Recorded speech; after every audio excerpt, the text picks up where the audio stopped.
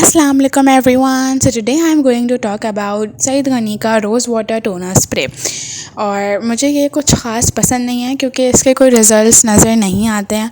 Like इसको जितना भी आप लगाते रहो, जितने टाइम तक लगाते रहो, उसके कोई एज सच रिज़ल्ट्स नहीं हैं।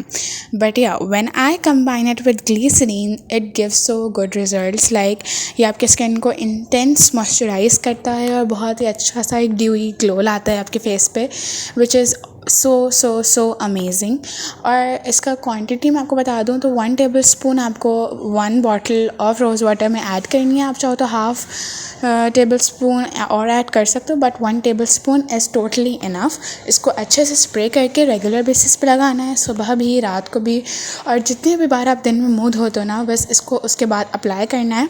सो या you can try it out, that's a very nice toner. That's all for today's video. Like, share and subscribe. Bye.